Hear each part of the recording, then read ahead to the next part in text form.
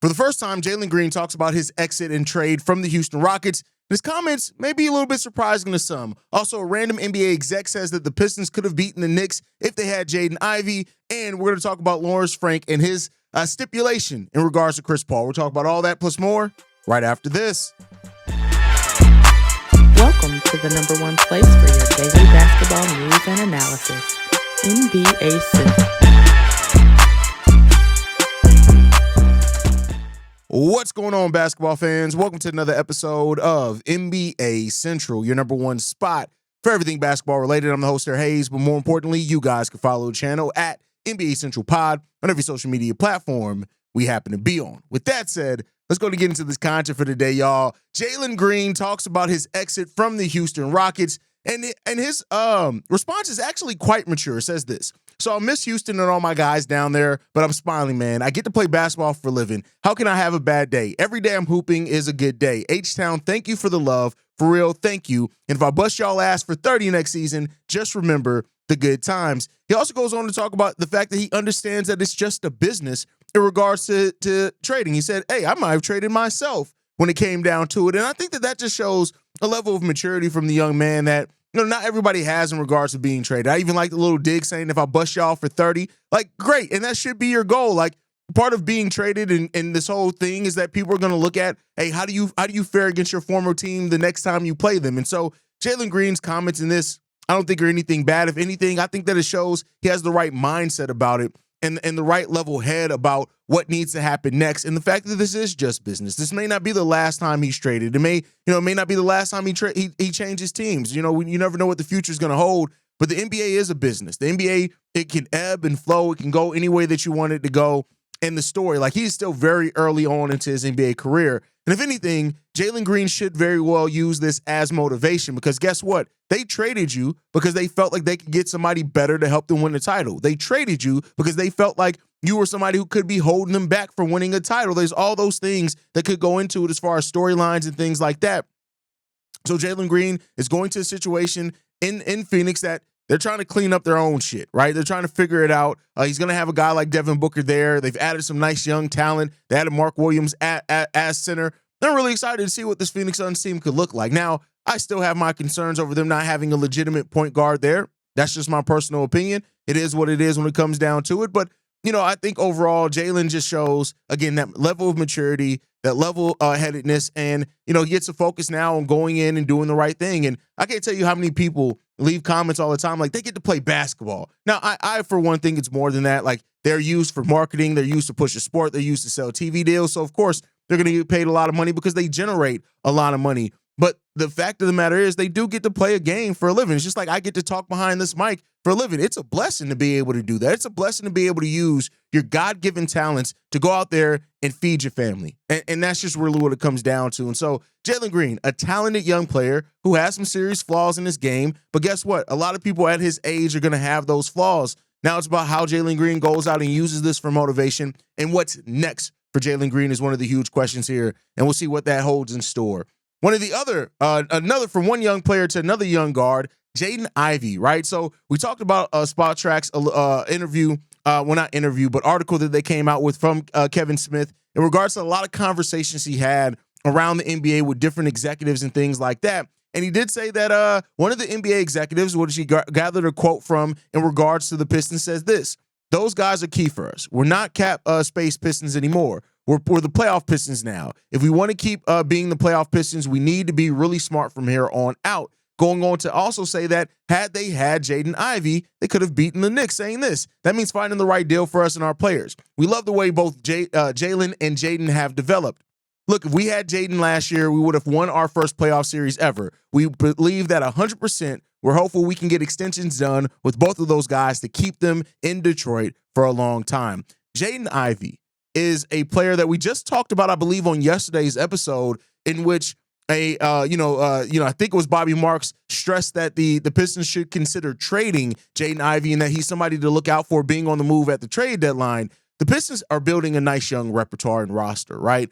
And while Jaden Ivey does play a different style than Cade Cunningham, you could very well need that. Change of pace guards are a thing that you could need, and depending on how you work it out. Now, I'm not saying that by any stretch of the imagination it makes Jaden Ivey untouchable, But I do think while this Pistons team is still trying to establish who they are, you have Jalen Duren, you have Jaden Ivey there, and these are guys that are still a big part of what the Pistons are building down there in Detroit, and they just got to keep going with it. And I think that's just really what it comes down to. They're both eligible for rookie extensions, and that's, I think, is going to be the thing that really fares on what's going to happen, right? Is that, are both these guys going to get extensions? Are one of them going to get extensions? Does one get traded, right? Does it go into like a sign and trade deal, something like that? Like the future, that like we can always think what we know on paper, what's going to happen in the NBA. And right now, I think that the Pistons would be smart to hold on to both their players. They're at a place right now, they don't have to make a huge pivot off their roster quite yet. I get it. There's that thing in the back of everybody of some teams' minds that the moment you sniff a little bit of success is like, all right, what move can we make to go all in? Something that I always say when I talk about sports, and I'm always going to say, is that when you going in too early is almost as detrimental as not going in at all, right? Meaning that you want to time it right. Making deals, and I always say you don't want to make a huge deal and change to your roster just to become a playoff team. You usually want to be a playoff team first, and then you want to start making strategic moves to move up. Now, the Pistons were a playoff team, so they then get to look at that and say, all right, what do we do now to keep this thing going? But I think another year, especially because of the injuries, first year under a new head coach, first year where Cade Cunningham really took that next step into possible stardom, is that you want to weigh all that now and calculate it. Now, that's not to say that a deal can't become available that makes the most sense for the Pistons to go in now. Maybe it does. The Pistons haven't really been huge free agent destinations over the course of the last decade or so. So you may need to make those moves to do it. And like I said on yesterday's episode, if you do look to move on from Jaden Ivey, you got some guys there in the wings that could take over. You can move a sword to shooting guard, right? And then maybe you get a different small forward, something like that. You did make a trade for Duncan Robinson. At 31 years old, I don't think you want to make a serious move for one of your future possible pieces based on the acquisition of Duncan Robinson. So the Pistons got some questions that they need to answer here. Bobby Klintman's a player that was drafted there that I think has some tremendous upside when it comes down to it. We know that Ron Harper Jr. is there as well. So we'll see how that all shakes out, man. But overall, I'll say this. Let's just keep a lookout on what the Pistons end up turning into. And Jaden Ivey, Jalen Duren, their pending rookie contract extensions are going to be talked about a lot over this upcoming season. I guess we'll just see how it shakes out. But you guys can let me know how you feel on that one down below. From that to another guard, and us talking about veteran Chris Paul. Chris Paul, who's going back to the Los Angeles Clippers. Head coach Lawrence Frank did come out and say, president of basketball operations Lawrence Frank came out and said that Chris Paul will be coming off the bench. He also will wear number 3. And I don't think that that's any surprise there. You look at him going to a Los Angeles Clippers team with James Harden, who runs that offense. He runs that. And you're going to have Bradley Beal there probably at the 2. And Chris Paul is going to get to come in here now and do what he does. And Lawrence Frank said that. He said this. There'll be nights Chris plays a lot. There'll be nights he does not. Chris started 82 games last year and was very, very productive player. So we don't take that lightly when you're taking on a different role. And so there were a lot of conversations. You put everything on the table and get everyone comfortable with it. And yeah, Chris Paul, it's going to be the first time he comes off the bench majorly. When you look at it, out of 1,354 career starts, he started 1,314. He's only come off the bench for 40 games over his entirety of his NBA career. And so, that's there when it comes down to it. But you now have kind of, again, what you had in Houston at one point in time. You got James Harden. You got Chris Paul. You're always going to have somebody that can create shots. And I think that's really good when it comes down to it. Bradley Beal giving up his number 3 jersey to Chris Paul, which Chris Paul has wore all of his 20-year playing career, which is really good to get done there. Chris Paul is going to get to ride off into the sunset. He's going to get to have one last season, which is he's planning that be his last season. And we'll get to see what he gets to accomplish. That's going to be a very old team, though, in LA with the Clippers. I guess we'll see how that's going to shake out. Last topic of the day, Giannis Antetokounmpo will play with Greece at EuroBasket. And here's what I'm here to tell you guys. If you guys are not watching EuroBasket, I get it. I understand European basketball is not for everyone. There are some people who cannot watch basketball if it is not NBA basketball. But from August 27th to September 14th, it's taking place in Finland, Portland, and Latvia.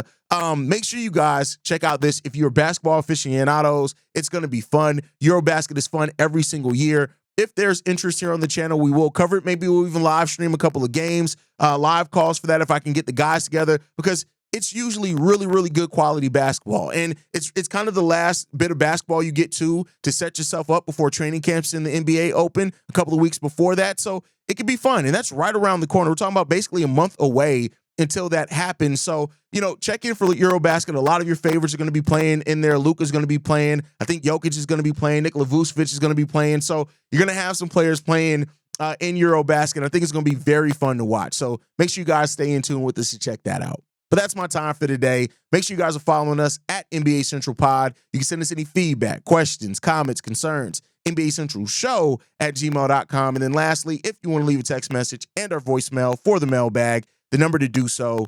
773-270-2799. We're the number one spot for everything NBA and basketball related. And I'll catch you guys the next time I feel like making a video. Probably tomorrow.